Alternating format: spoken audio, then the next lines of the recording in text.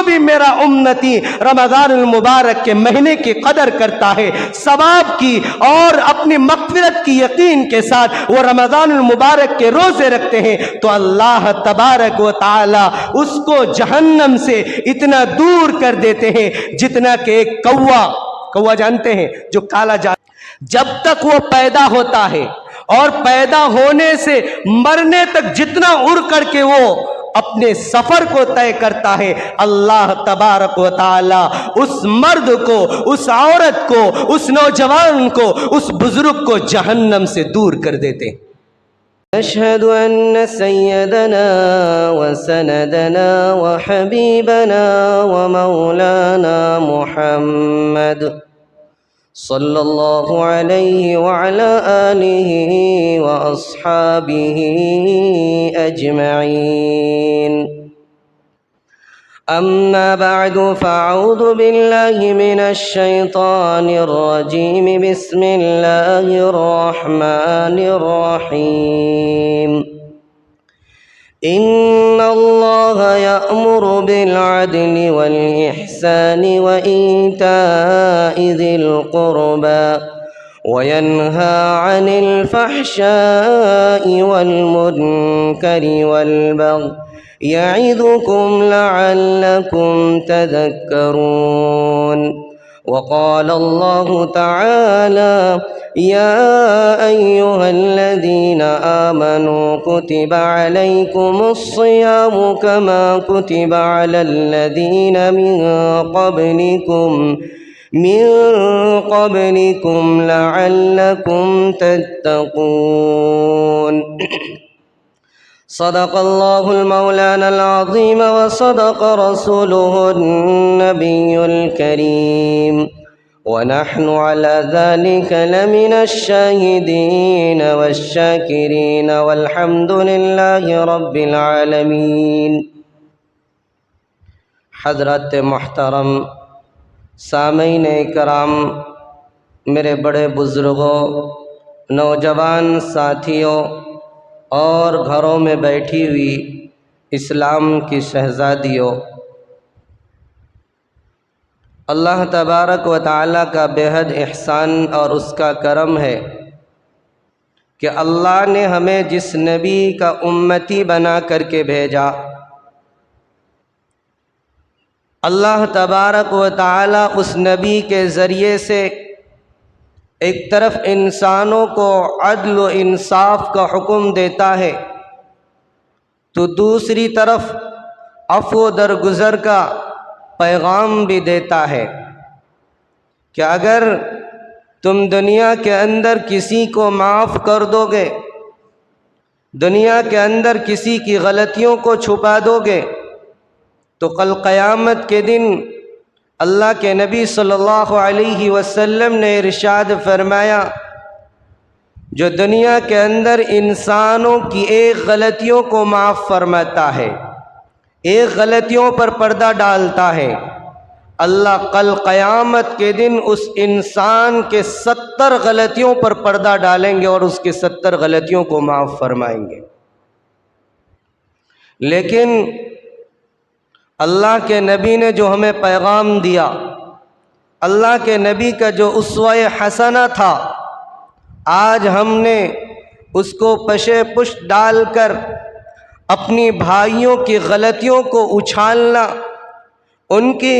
عزت و ناموس پر کیچڑ اچھالنا، ان کو ذلیل و رسوا کرنا، معاشرے کے اندر 4 لوگوں کے سامنے ہم اپنے کسی بھائی کو ذلیل کرنا اپنا فخر سمجھتے ہیں، اپنے آپ پر بڑا سمجھتے ہیں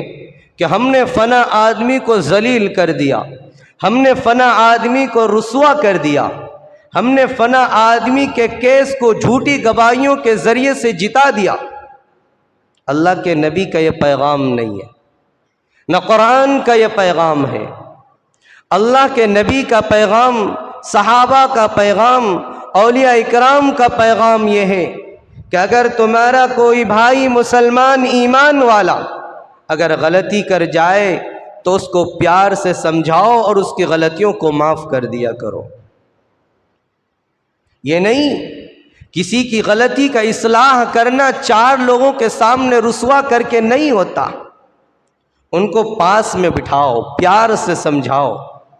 جو چیز پیار سے سمجھ میں آتی ہے وہ غصے سے، لڑائی جھگڑے سے، رسوا کرنے سے سمجھ میں نہیں آتی، بلکہ اس پر آدمی اور لیڈر ہو جاتا ہے۔ ارے تم نے میری کیچڑ اچھالا، میں بھی تمہاری کیچڑ کو اچھالوں گا۔ اس میں آدمی ایک دوسرے کو رسوا کرنے کی کوشش کرتا ہے، اور معاملہ اس طرح حل نہیں ہوتا۔ اللہ کے نبی صلی اللہ علیہ وسلم نے فرمایا کہ اے میرے امت کے لوگوں، تم دنیا کے اندر اپنے آپس میں عدل و انصاف کو جب تک قائم نہیں کرو گے، اس وقت تک تمہاری زندگیوں کے اندر سکون نہیں آئے گا، تمہیں جینے کا مزہ نہیں آئے گا۔ اور یہ جو مہینہ چل رہا ہے، شعبان المعظم کا مہینہ، آج شاید لاسٹ تاریخ، اگر چاند دکھ گیا تو آج ہی ختم، ورنہ کل یہ مہینہ ہم سے گزر جائے گا۔ پھر ایک ایسا مہینہ شروع ہونے والا ہے جس کے بارے میں اللہ کے نبی صلی اللہ علیہ وسلم نے 2 مہینے پہلے سے ان کی تیاریوں میں لگ جاتے تھے۔ اس لیے میں نے قرآن کریم کی 2 آیت کریمہ تلاوت کی ہے۔ ایک آیت کریمہ کے اندر جو آنے والا کل یا پرسوں جو ہم رمضان المبارک کے روزے میں، اور ہمارا جو پہلا روزہ ہوگا، اور غالب گمان یہی ہے کہ اتوار کا ہمارا پہلا روزہ ہوگا، کیونکہ ہم نے ماہر فلکیات سے جو معلومات حاصل کی ہے، انہوں نے کہا کہ چاند کی جو ڈگری ہوتی ہے، چاند جس ڈگری میں دکھائی دیتا، جب آسمان پر اس کی ڈگری 10 ہوتی ہے تب جا کر آسمان پر چاند نظر ہوتا ہے، لیکن آج اس کی ڈگری کم ہے، 8 یا 9 ڈگری ہے، اور اس میں چاند دکھتا نہیں۔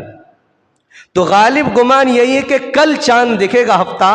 اور کل انشاءاللہ ہمارے ہفتے میں پہلی تراویح بھی ہوگی، اور اتوار کے دن انشاءاللہ پہلا رمضان ہمارا شروع ہو جائے گا۔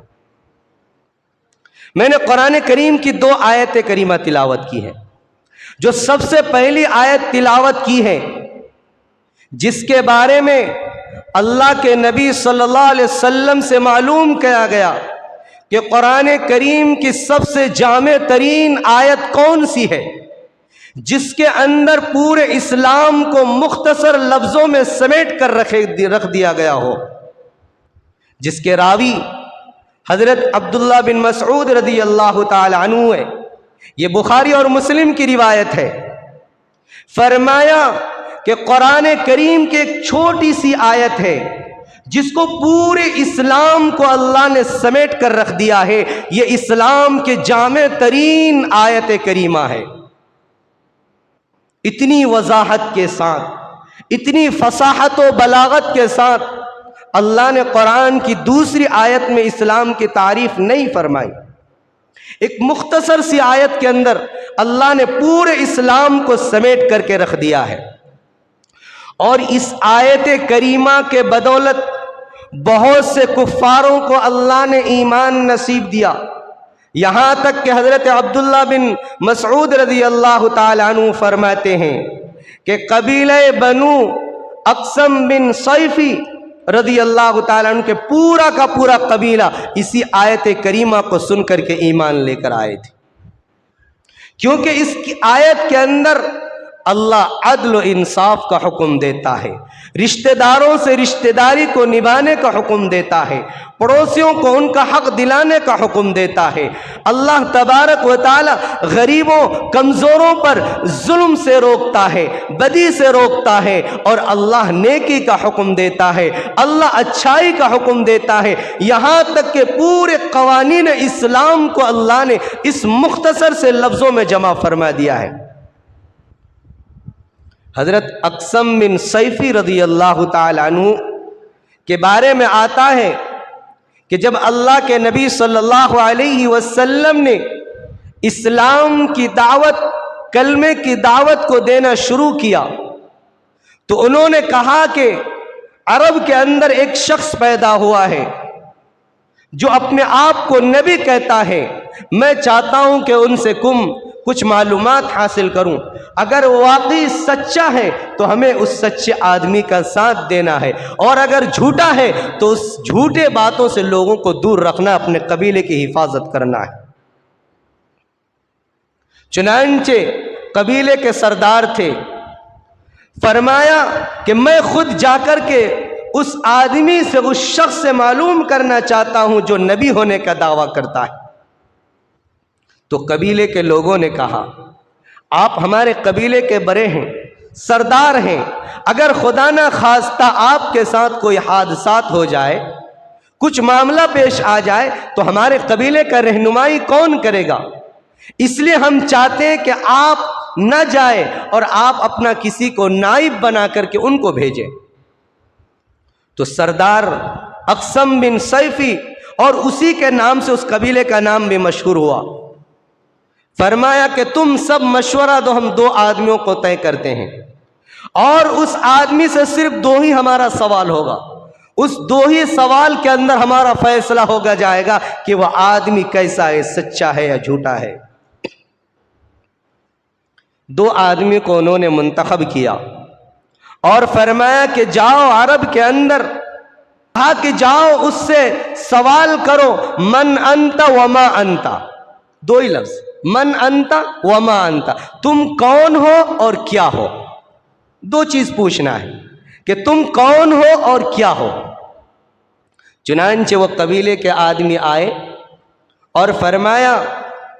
کہ ہم اقسم بن سیفی قبیلے کے رہنے والے اپنے سردار کے حکم سے آپ کے پاس آئے ہیں، آپ سے کچھ ہمیں معلومات حاصل کرنی ہے کہ آپ کون ہیں اور کیا ہیں۔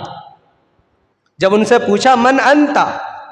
عربی کا لفظ ہے، من انتا کے معنی ہوتا ہے کہ تم کون ہو، آپ کون ہو، آپ کا نام کیا ہے، آپ کا تعارف کیا ہے، آپ کس خاندان سے ہیں، آپ کس قبیلے سے ہیں، ساری چیزیں اس میں آ جاتی ہے۔ فرمایا جب انہوں نے سوال کیا من انتا کہ تم کون ہو، تو اللہ کے نبی نے مختصر جواب دیا کہ میں محمد بن عبداللہ ہوں، بس اتنا جواب دیا۔ اور دوسرا فرمایا وما انتا، اور آپ کیا ہیں؟ فرمایا کہ میں اللہ کا بندہ اور اس کا رسول ہوں، اس کا ایک پیغمبر ہوں۔ اور اللہ کے نبی صلی اللہ علیہ وسلم نے ان کو یہ آیت کریمہ ان کے سامنے تلاوت فرمائی، یہ سوال و جواب دینے کے بعد یہ آیت کریمہ تلاوت فرمائی۔ کون سی آیت تھی؟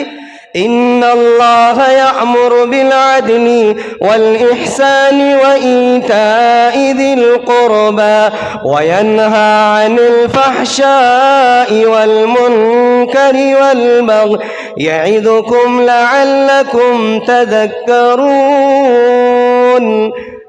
ان آدمیوں نے فرمایا کہ جب اللہ کے نبی نے ہمارے سامنے یہ آیت کریمہ تلاوت فرمائی تو اللہ تبارک و تعالیٰ نے اس آیت کریمہ کے بدولت ہمارے جسم کے بال کھڑے ہو گئے، رونگٹے کھڑے ہو گئے۔ ہم نے درخواست کی اے اللہ کے نبی، اے اللہ کا پیغمبر، ایک مرتبہ اس آیت کو اور تلاوت فرما دیجئے، کیونکہ آج تک ہمارے کانوں نے، ہماری آنکھوں نے، ہمارے دل نے ایسا کلام نہیں سنا، اس لیے ہم چاہتے ہیں کہ اس کلام کو ایک مرتبہ اور سن لیں اور ہمارے دل کو سکون محسوس ہو جائے۔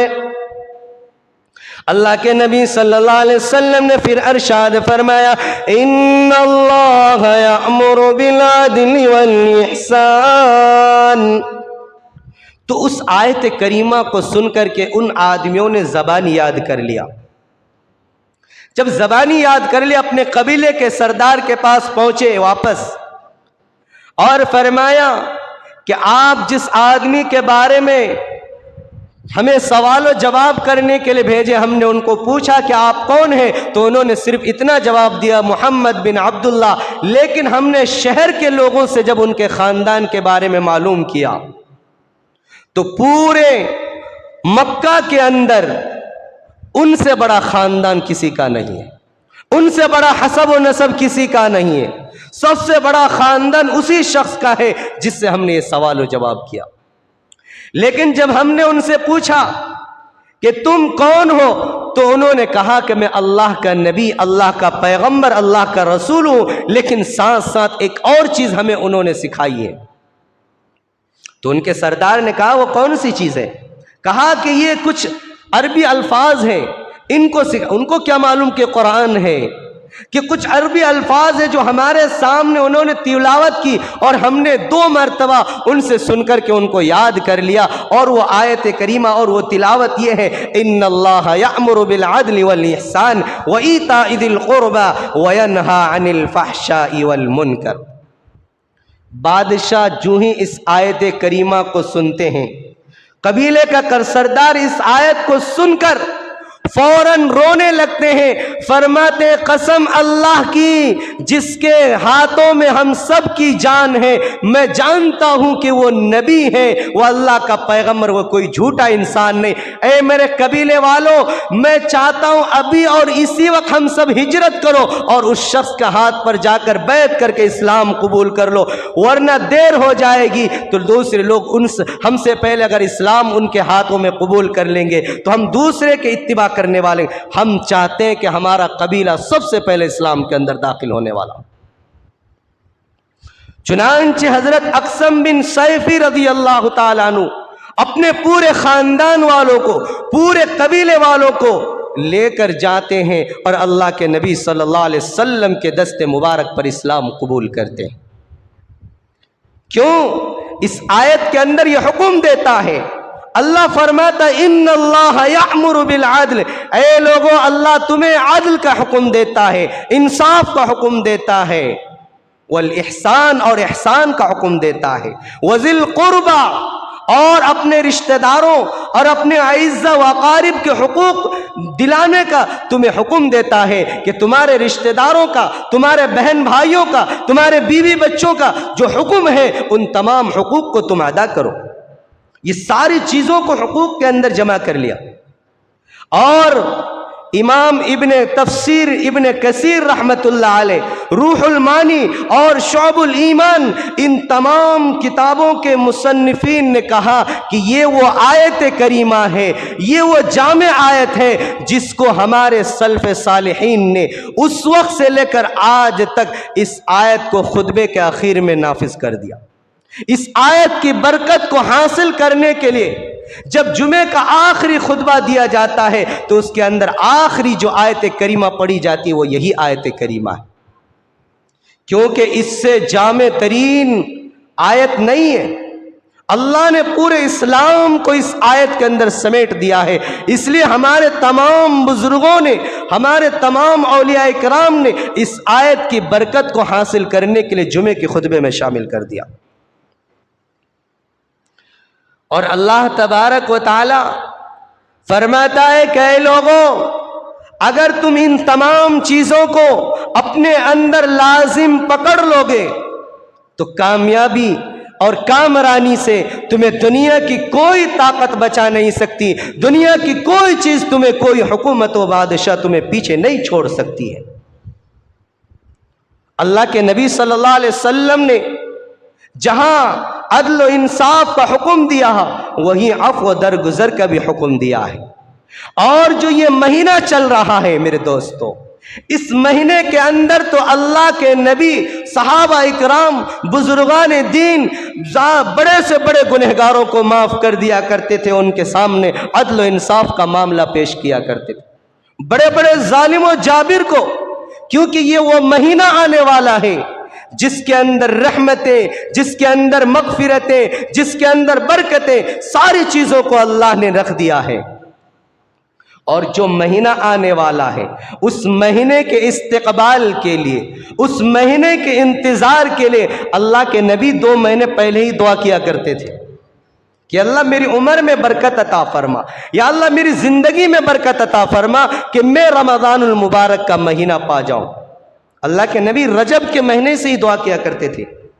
فرماتے اللہم بارک لنا فی رجب و شعبان وبلغنا رمضان، کہ اللہ میری زندگی میں، میری حیات کے اندر اتنی برکت عطا فرما دے کہ میں رجب کا مہینہ بھی پاؤں، شعبان کا مہینہ بھی پاؤں، اور اللہ تیرا جو برکت والا مہینہ، رحمت والا مہینہ، نجات والا مہینہ، جہنم سے آزادی کا پروانہ جس مہینے میں ملنے والا، اے اللہ ایسے بابرکت مہینے महीने में अल्लाह हमारी जिंदगी अता फरमा दीजिए, ताकि उस महीने की बरकतें भी हासिल करूं, उस महीने की रहमतें भी हासिल कर सकूं, उस महीने के अंदर अपने आप को जहन्नम से बचा करके जन्नत का हकदार भी बना लूं। ये कौन कह रहे थे? अल्लाह के नबी। जबकि अल्लाह के नबी बख्शे बख्शाए हुए थे, मासूम थे। अल्लाह के नबी को ये दुआओं करने की ज़रूरत नहीं थी, लेकिन उम्मत को सबक सिखाने के लिए, उम्मत को पैगाम देने के लिए कि ऐ मेरी उम्मत, जब मैं दुआ कर रहा हूँ तो तुम भी दुआ करो, मैं जब उस महीने के लिए तड़प रहा हूँ तो तुम भी उस महीने का इंतज़ार करो। जब हमारा पास कोई ख़ास मेहमान आता है तो उस मेहमान की तैयारियों में हम हफ्तों पहले तैयारी शुरू कर देते, महीनों पहले तैयारी शुरू कर देते। तो ये रमज़ानुल मुबारक का जो महीना है, ये मेहमान है, ये चंद लम्हों और चंद दिनों के लिए हमारे पास आते हैं और ऐसे गुजर जाते हैं जो पता ही नहीं चलता। जो न रखने वाले होते हैं, जो रोजे की कदर न करने वाले होते हैं, उस पर तो ये पहाड़ जैसा गुजरता है। लेकिन जो रोजे की कदर करने वाले होते हैं, जो रोजे रखने वाले होते हैं, वो तो सोचते काश के रमज़ानुल मुबारक का महीना हमेशा हमारे पास रहता, क्योंकि इस महीने के अंदर अल्लाह पहली तारीख से जहन्नम के दरवाज़ों को बंद करते हैं और जन्नत के दरवाज़ों को खोल देते हैं। मेरे दोस्तों, इसलिए इस महीने के अंदर हमें अदल और इंसाफ को कायम करना है, उखुवत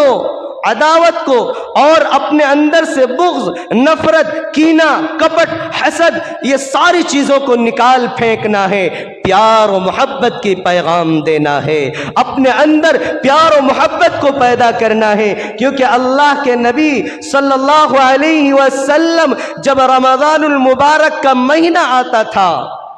तो अपने खजाने के मुंह को खोल दिया करते थे, अपने दिल को बड़ा कर लिया कर लेते, अपने दिल को इतना बड़ा करते थे कि सामने वाला अगर कोई कुछ कहता भी था तो दरगुजर फरमा देते थे। इसलिए मेरे दोस्तों, ये जो आयत करीमा मैंने जो छेड़ दी ना आज, इतना वसी मैदान है, इतना वसी मैदान है। अगर इस आयत करीमा के अंदर दिन रात अगर बोला जाए तो ये आयत करीमा की तफसीर ख़त्म नहीं हो सकती। 24 घंटा अगर इस पर बात की जाए तो ख़त्म नहीं हो सकती। ये इतना वसी है, इतना जामे आयत है, इतना माने आयत है, इतनी शान है इस आयत की कि नहीं ख़त्म हो सकता है। लेकिन मुख्तसर लफ्ज़ में अल्लाह ने जो पैगाम देना चाहा, सहाबा के ज़रिए से जो हमें पैगाम मिला है, बुजुर्गान दीन के ज़रिए से जो पैगाम मिला है, एक दो पैगाम मैं आपको देकर आपके हवाले करके जाना चाहता हूँ, ताकि अल्लाह उस पैगाम के ज़रिए से हमें भी हिदायत दे दे और पूरी उम्मत मुस्लिमा के लिए हिदायत का ज़रिया हमवार कर दे। पहले के बादशाह भी मेरे दोस्तों वली अल्लाह गुजरते थे, पहले के बुजुर्गान दीन भी सहाबा के नक्श कदम पर चलकर अदल और इंसाफ की वो मिसाल कायम की है कि आज के बड़े से बड़े बादशाह, आज से बड़े हुक्मरान भी ऐसे बादशाह नहीं कर सकते, ऐसे अदल और इंसाफ का पैगाम नहीं दे सकते। एक बादशाह का वाक़या सुनाता हूँ, उसके बाद एक सहाबी का वाक़या सुनाता हूँ। महमूद गजनवी रहमतुल्लाह अलैह, जानते हैं? ये दुनिया के अंदर दूसरे नंबर पर फातेह आता है। सबसे बड़ा फातेह चंगेज खां, जिन्होंने आधी दुनिया को अपने अंदर समेट लिया था। चंद दिनों में उन्होंने दुनिया पर अपनी हुक्मरानी को कायम कर दिया। इसी तरह एक हमारे आदिल मुनसिफ बादशाह गुजरे जिनका नाम हज़रत महमूद गजनवी रहमतुल्लाह अलैह, लेकिन आज इनका नाम बड़े गलत तरीके से लिया जाता है। लेकिन आज लोग इनके ज़रिए से लोगों के अंदर नफ़रत फैलाई जाती है, लेकिन हकीकत ऐसा नहीं है। अगर इनकी सही तारीख़ आपको मालूम करनी है, हज़रत महमूद गजनवी रहमतुल्लाह अलैह के सही तारीख़ आपको अगर पढ़ना है तो 4 जिल्दों में किताब आती है जिसका नाम तारीख़ फ़रिश्ता है। बड़ी तफसील के साथ उसके अंदर इनकी तारीख़ लिख रखी है। उसके अंदर ही एक वाक़या नकल किया है। तारीख़ फ़रिश्ता इतनी मोटी मोटी 4 जिल्दों में किताब है, जिसको अगर तारीख़ का मुताले का शौक़ हो तो किताब ख़रीद करके पढ़ सकते। हिंदुस्तान की पूरी तारीख़ आपको मिल जाएगी उसके अंदर, बड़ी जामे किताब है। उसके अंदर एक वाक़या लिखा है हज़रत महमूद गजनवी रहमतुल्लाह अलैह का। کہ حضرت محمود غزنوی رحمت اللہ علیہ جب اپنے دربار میں بیٹھتے تو عام دربار جب لگتا تھا تو ایک آدمی آیا ان کے دربار میں فریاد لے کر، لیکن ان کی درباری ان تک پہنچنے نہیں دیتا تھا۔ کسی دن بہت محنت و مشقت کر کے بادشاہ کے پاس پہنچے اور بادشاہ سے کہا کہ بادشاہ سلامت، آج مجھے آپ سے ایک بات کرنی ہے، لیکن تھوڑا ہٹ کر تنہائی میں۔ کہا کہ آپ کی حکومت کے اندر میرے ساتھ بہت بڑا ظلم ہو رہا ہے، اور اگر اس ظلم کا انصاف آپ نہیں کریں گے اس دنیا کے اندر تو قیامت کے دن آپ کا گریبان ہوگا اور میرا ہاتھ ہوگا، اور میں آپ کو اللہ کے نبی کے سامنے کھڑا کر کے آپ سے سوال کروں گا کہ آپ نے ہمارے درمیان عدل و انصاف کیوں نہیں کیا۔ اتنے بڑے بادشاہ جن کو دیکھ کر پہلے کے راجاؤں، پہلے کے مہاراجاؤں کے رونگٹے کھڑے ہو جاتے تھے، ان کے نام سن کر کے پیشاب نکل جاتا تھا راجاؤں کے، ایسے بڑے بادشاہ کے سامنے ایک معمولی آدمی کیا کہتا ہے کہ اگر میرے ساتھ آپ نے عدل و انصاف کا معاملہ نہیں کیا تو کل قیامت کے دن میرے نبی کے سامنے آپ کا گریبان ہوگا اور میرا ہاتھ، اور میں نبی کے سامنے کہوں گا کہ یہ محمود غزنوی تھا جو میرے حق میں فیصلہ نہیں کیا۔ فرمایا بتائیے کیا معاملہ ہے، کیا مشغلہ ہے، کس درباری نے تمہیں چوٹ پہنچائی، کس نے تمہیں میرے درباریوں میں سے تجھے تکلیف پہنچائی؟ کہا کہ آپ کے درباریوں نہیں بلکہ آپ کے خاندان میں سے لوگ نے مجھے تکلیف پہنچائی۔ کہا میرے خاندان کے لوگ؟ کہا کہ کون ہے؟ کہا کہ آپ کا بھانجا روزانہ رات میری جھوپڑی میں آتا ہے اور مجھے کوڑے مارتا ہے، درے مارتا ہے، مجھے بستر سے باہر بھگاتا ہے، اور میری بیوی کے ساتھ خود وہ سوتا ہے رات میں۔ یہ کہنا تھا کہ حضرت محمود غزنوی رحمت اللہ علیہ کے رونگٹے کھڑے ہو جاتے ہیں، آنکھوں سے آنسو جاری ہو جاتے ہیں کہ اتنا بڑا ظلم میرا بھانجا کرتا ہے، تو نے مجھے بتایا کیوں نہیں اتنے دن پہلے؟ کہا کیا کرے بادشاہ سلامت، میں بہت مرتبہ آیا آپ کے دربار میں، لیکن آپ کے کارندے، آپ کے سپاہی مجھے آپ کے دربار تک پہنچنے نہیں دیتا تھا۔ کہا کہ ٹھیک ہے، ایسا کرنا، اب تم گھر جاؤ، جب وہ میرا بھانجا تجھے اپنے گھر سے کوڑے مار کر بھگا دے اور وہ خود بستر پر لیٹ جائے تو چپکے سے میرے پاس آ جانا۔ اور اپنے درباریوں کو کہا کہ یہ آدمی جس وقت آئے، جب آئے، چاہے رات کا وقت ہو یا دن کا وقت ہو، چاہے میرے آرام کا وقت ہو، جب چاہے تب آئے، ان کو میرے پاس آنے کی اجازت دینا، کوئی اس کو روکنا نہیں۔ چنانچہ چند دن گزرا، پھر ان کا بھانجا گیا، ان کو کوڑے لگائے، بستر سے ہٹائے، خود ان کی بیوی کے پاس سو گیا، اور یہ بھاگتا ہوا آدھی رات کا وقت گزر گیا، محمود غزنوی کے دربار میں پہنچا۔ لیکن سپاہیوں نے کہا یہ آدھی رات کا وقت ہے، بادشاہ سلامت آرام کر رہے ہیں، سلطان آرام کر رہے ہیں، تم صبح آ کر کے اپنا معاملہ درج کر دینا۔ کہا کہ تمہارے سامنے میں بادشاہ نے کہا تھا کہ آدمی جب آئے، جس وقت آئے، ان کو روکنا نہیں، میرے پاس بھیج دینا۔ کہا کہ ٹھیک ہے، بادشاہ سلامت نے کہا تھا، لیکن یہ آدھی رات کا وقت ہے، 2 بجے 2:30 بجے کا وقت ہے، اب بادشاہ آرام کر رہے، تم ابھی چلے جاؤ، صبح آ جانا۔ تو بادشاہ نے ان کو ایک بات بتائی تھی کہ اگر میرے درباری تمہیں آنے نہ دے میرے دربار پر تو پیچھے کے راستے پر میرا کمرہ ہے پناہ جگہ، وہاں سے آ جانا، اور میں رات میں اپنی کھڑکیوں کو کھلا رکھتا ہوں، میں رات بھر عبادت کرتا ہوں، تہجد پڑھتا ہوں، نوافل پڑھتا ہوں، وہاں سے آ کر آواز لگا دینا، میں تمہاری آواز کو سن کر کے میں خود نیچے آ جاؤں گا۔ چنانچہ جب سامنے سے جانے نہیں دیا درباری، پیچھے سے گیا، سلطان کا کمرے کا کھڑکی کھلا ہوا تھا، انہوں نے آواز لگائی، سلطان نماز میں مشغول تھے، بادشاہ سلامت نماز میں مشغول تھے، فوراً نماز کو مختصر کیا اور فوراً اس آدمی کے پاس آئے۔ آنے کے بعد ننگی تلوار ہاتھ میں لیے اور گئے ان کے گھر ان کے ساتھ، اور کہا کہ سب سے پہلے جب میں گھر میں داخل ہوں گا تو تم اپنے گھر کی چراغ کو، اپنے ساری لائٹوں کو بند کر دینا۔ چنانچہ سلطان گئے اور جانے کے بعد ان کے گھر کے دروازے سارے طرف سے بند کر دیے، لائٹوں کو بند کر دیا، اس کے بعد اپنے ہاتھ میں تلوار لہراتے ہوئے گئے، اور جو ان کی بیوی کے پاس ان کا بھانجا جو سویا ہوا تھا ان کو پکڑا اور اندھیری میں ان کا سر قلم کر دیا۔ सलम कलम करने के बाद उनसे कहा कि मेरे भाई, अगर तुम्हारे पास कोई खाने की चीज हो या सबसे पहले मुझे एक मुसल्ला दो, मैं 2 रकात नमाज अदा करना चाहता हूं। चुनांचे सुल्तान ने 2 रकात नमाज अदा की। उसके बाद फरमाया, अगर तुम्हारे घर में कोई खाने की चीज हो तो मुझे दे दो, मैं कुछ खाना चाहता हूं। चुनांचे कहा कि सुल्तान बादशाह, मैं गरीब आदमी, सूखी रोटी जो रात की बची हुई रोटी है वही है मेरे घर में। कहा उसी को लेकर आओ। चुनांचे बादशाह के सामने वो सूखी रोटी का टुकड़ा रखा गया। बादशाह ने एक गिलास पानी मंगाया, उस गिलास पानी के अंदर रोटी को भिगो करके 2-4 लुकमे खाए। उसके बाद एक ठंडी सांस ली। अल्लाह तेरा बड़ा शुक्र है कि आज मैंने इंसाफ किया। उसके बाद जब बादशाह सलामत जाने लगे तो उस आदमी ने पीछे से जाकर के बादशाह के पांव में गिर गए। कहा कि ए बादशाह सलामत, मुझे एक बात समझ में नहीं आई कि आप जब आए मेरे घर में तो मेरे घर के सारे लाइटों को बंद कर दिया, इसमें क्या राज था?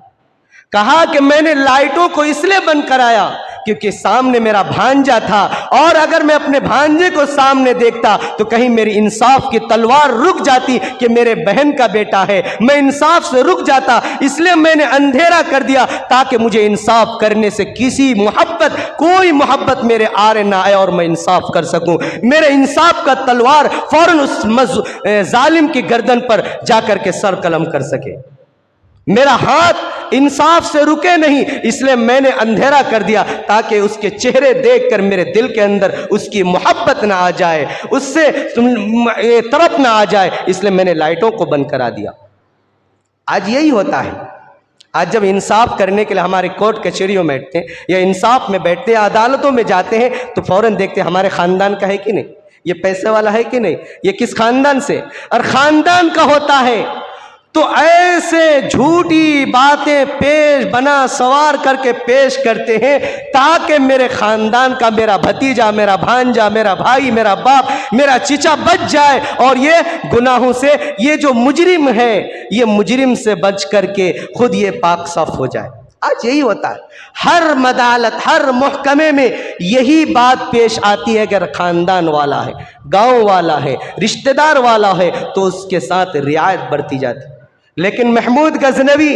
अपने सगे बहन का बेटा, अपना भांजे के लिए इंसाफ की तलवार को लहराने के लिए कहा कि मेरा भांजे का चेहरा मेरे सामने ना आए, इसलिए लाइटों को बंद कर दिया ताकि मेरा तलवार फैसला कर सके। और फरमाया कि बादशाह सलामत, दूसरी बात जो थी वो मुझे समझ में नहीं आई कि आपने 2 रकात नमाज अदा क्यों की।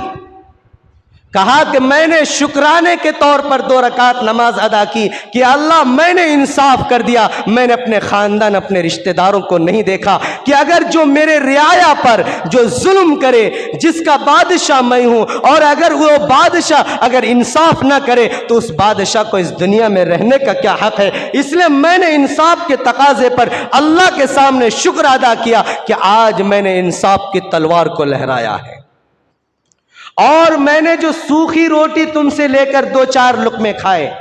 जिस वक्त तुमने मेरे दरबार में आकर यह शिकायत की कि मेरा भांजा जाकर मेरी रियाया के साथ जुल्म करता है, मेरी रियाया के बीवियों के इज्जत व नामूस को लूटता है, तो मैंने उसी वक्त कसम खाई थी कि अल्लाह की कसम खाकर कहता हूं, जब तक मैं अपने भांजे का सर कलम न कर दूं, जब तक कि उस जालिम को इस दुनिया से खत्म न कर दूं, न उस वक्त तक मैं खाना खाऊंगा, न उस वक्त तक मैं पानी का एक घूंट अपने हलक के अंदर उतारूंगा।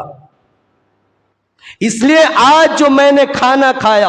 आज जो मैंने पानी पिया, ये आज 3 दिन हो गए। 3 दिन के बाद ये पहला लुकमा है और ये पहला पानी का घोट है जो मैंने आज अपने हलक के अंदर उतारा। क्या ऐसा कोई बादशाह, ऐसा कोई हुक्मरान, ऐसा कोई इंसाफ करने वाला, ऐसा कोई पंचायत में इंसाफ करने वाला, ऐसा कोई गांव का चौधरी, ऐसा कोई गांव का बड़ा इंसाफ करने वाला ऐसा मिल सकता है? कभी भी नहीं मिल सकता है। अपना आए तो रियायत हो जाती है, पराए आ जाते, अगर वो गुनाहगार ना भी हो तो उसको गुनाहगार साबित करने की कोशिश की जाती है। इसलिए आज कुरान फरमाता है کہ اے لوگو اگر تمہارا حق ہے تو حق حاصل کرو اور اگر چاہو تو معاف بھی کر دو، اس لیے کہ اللہ فرماتا ہے ان اللہ یأمر بالعدل والاحسان، اللہ تمہیں عدل اور احسان کا حکم دیتا ہے۔ میرے دوستو کیا بتاؤں، کیا بتاؤں، میں نے ایک صحابہ کا واقعہ چھیڑنا چاہ رہا تھا لیکن نہیں چھیڑ پاؤں گا، اگر چھیڑ دیا تو واقعہ لمبا ہو جائے۔ اس لیے یہ رمضان المبارک کا مہینہ جو شروع ہونے والا ہے یہ بڑا بابرکت مہینہ ہے، اس لیے میرے نوجوانوں، میرے بزرگوں اور میری گھر کی شہزادیوں، اے اسلام کی ماننے والوں، میری ماں اور بہنوں، سنو کان کھول کر کے، تمہارے سامنے ایک مبارک مہینہ آ رہا ہے۔ خاص طور پر ہماری عورتوں کے لیے پیغام ہے اور ہمارے مردوں کے لیے پیغام ہے کہ اپنی بیویوں کو، اپنے گھر کی عورتوں کو اتنا ٹارچر نہ کرو کہ آج ہمارے پکوان میں ایسا بننا چاہیے، ایسا بننا چاہیے کہ وہ پکوان میں لگ کر رمضان کے برکتوں کو حاصل کرنا چھوڑ دے۔ اس لیے میری پیارے بہنوں، رمضان کے اندر زیادہ کھانے پینے کے چکر میں نہ رہو، بلکہ اللہ کو منانے کی کوشش کرو، اللہ کو راضی کرنے کے لیے کوشش کرو، عبادتوں میں اضافہ کر دو، صدقات و خیرات میں اضافہ کر دو۔ انشاءاللہ یہ ٹاپک آئے گا جو آپ کے سامنے بیان کی جائے گی، صدقات و خیرات، لیکن آج مختصراً اجمالاً یہ بیان کر دیا جاتا ہے کہ رمضان المبارک کا مہینہ وہ مہینہ ہے جس کے بارے میں اللہ کے نبی صلی اللہ علیہ وسلم نے فرمایا کہ رمضان المبارک کے روزے جو رکھتے ہیں اللہ تبارک وہ بھی میرا امتی رمضان المبارک کے مہینے کی قدر کرتا ہے، ثواب کی اور اپنی مغفرت کی یقین کے ساتھ وہ رمضان المبارک کے روزے رکھتے ہیں تو اللہ تبارک و تعالی اس کو جہنم سے اتنا دور کر دیتے ہیں جتنا کہ ایک کوا جانتے ہیں جو کالا جب تک وہ پیدا ہوتا ہے اور پیدا ہونے سے مرنے تک جتنا اڑ کر کے وہ اپنے سفر کو طے کرتا ہے، اللہ تبارک و تعالی اس مرد کو، اس عورت کو، اس نوجوان کو، اس بزرگ کو جہنم سے دور کر دیتے ہیں۔ یہ رمضان المبارک کا مہینہ اتنا خوبصورت مہینہ کہ جو ثواب کی امید سے، جو یقین کے ساتھ اگر اس مہینے کی قدر کر لے تو اللہ اس کو جہنم سے کتنا دور کرتے ہیں کہ ایک کوے کو، ایک پرندے کو اللہ جب پیدا کرتا ہے وہ اس وقت سے لے کر موت تک جتنا اڑ کر کے دنیا طے کرتا ہے اللہ اتنا ہی جہنم سے اس کو آزاد کر دیتے، دور فرما دیتے۔ اور اللہ آگے کیا فرماتا ہے؟ الصوم جنہ، کہ روزہ تمہارا ڈھال ہے، اگر تم روزے کی قدر کرو گے، روزے کے اندر ثواب کی نیت سے رمضان المبارک کے روزے رکھو گے، چھوٹے چھوٹے بہانہ بنا کر کے، چھوٹے چھوٹے تکلیفوں کا یہ کر کے اگر تم روزے کو چھوڑ دو گے تو پھر اللہ تمہیں مصیبتوں سے نہیں بچائے گا، اللہ تمہارے اوپر اور مصیبتوں کو نافذ کرے گا۔ جو اللہ فرماتا ہے کہ اگر تم روزے کی قدر کر کے روزہ رکھو گے تو اللہ تمام مصیبتوں سے، تمام آفتوں سے اللہ روزے کو ڈھال بنا دیں گے، جیسے کہ تلوار کے وار سے ڈھال استعمال کیا جائے، یا ہم اپنے دھوپ کے سائے سے ایک چھپر بناتے ہیں، گھر بناتے ہیں، تو ایسی اللہ ہمارے روزے کو سروں پر دیتے، جو مصیبتیں نازل ہونے والی ہوتی ہیں، جو پریشانیاں آنے والی ہوتی ہیں، ان تمام پریشانیوں کو روزہ روک لیتے ہیں، وہ ڈھال بن کر ہمارے سامنے کھڑے ہو جاتے ہیں۔ اگر ہم روزے کی حالت میں اس دنیا سے رخصت ہو جاتے ہیں تو روزہ قبر میں اندر، قرآن قبر کے اندر ہماری ڈھال بن کر کھڑے ہو جاتے ہیں۔ اے ملک الموت، اے قبر کے فرشتے، اے منکر و نکیر، جو سوال کرنا ہے مجھ سے کرو، یہ روزہ رکھ کر آیا ہے، قرآن کریم کی تلاوت سن کر کے آیا ہے، یہ تراویح کی نماز پڑھ کر آیا ہے، یہ روزے کے اندر نوافل پڑھ کر آیا ہے۔ قرآن کہتا ہے، ایک طرف قرآن کھڑے ہو جاتے ہیں، ایک طرف روزے کھڑے ہو جاتے ہیں، جو سوال کرنا ہے وہ مجھ سے کرو، اس کو آرام سے نئی نویلی دلہن کی طرح ان کو آرام کرنے دو۔ یہ قرآن کا مقام ہے، یہ روزے کا مقام ہے۔ میرے دوستو ایک حدیث اور سنانا چاہتا تھا لیکن وقت اجازت نہیں دیتا، لیکن آپ کو اتنا ضرور کہوں گا کہ اے لوگوں، اے میرے نوجوانوں، اے ہمارے گھر کی عورتوں، اب جو یہ رمضان المبارک کا مہینہ شروع ہو رہا ہے، اپنے موبائلوں کو چلانا بند کر دو، اپنے موبائلوں کے اندر گندی گندی چیزوں کو دیکھنا بند کر دو، گندی فلموں کو دیکھنا بند کر دو، گندی یوٹیوب انسٹاگرام کو دیکھنا بند کر دو، کیونکہ اگر تم آنکھ سے گندی چیزوں کو دیکھو گے تو یہ آنکھ کا زنا ہوگا، یہ آنکھ کا زنا ہوگا، اور رمضان المبارک کے اندر تم زنا کرنے میں شامل ہو جاؤ گے۔ اس لیے اپنی آنکھ کو بھی زبان زنا سے بچاؤ، اپنی زبان کو بھی زنا سے بچاؤ۔ اگر زبان سے تم نے غلط الفاظ ادا کیے تو زبان کا زنا ہوگا۔ آنکھ کو بھی بچاؤ، ہاتھ کو بھی بچاؤ، اپنے سارے اعضاء و جسمانے کو بچا لو کہ اب رمضان المبارک کا مہینہ شروع ہو گیا۔ اب اگر ہم موبائل چلائیں گے تو پب جی گیموں کے اندر ہم رات کو اپنی نیند کو خراب نہیں کریں گے، بلکہ آ کر تراویح کی نماز میں کھڑے ہوں گے، قرآن کریم کو سنیں گے اور نوافل پڑھیں گے۔ اور اگر ہمارے پاس ٹائم ہے تو ہم آ کر کے بیٹھے قرآن کریم کو پڑھنا شروع کیے۔ میرے دوستو، قرآن کو پڑھنا بھی ثواب ہے، قرآن کو دیکھنا بھی ثواب ہے، قرآن کو چھونا بھی ثواب ہے۔ اس لیے میرے نوجوانوں، بڑے ادب کے ساتھ، بڑے عاجزی کے ساتھ ہماری گھر کی عورتوں کو بھی، ہمارے نوجوانوں کو بھی یہ پیغام ہے آج کے جمعے میں کہ اللہ کے واسطے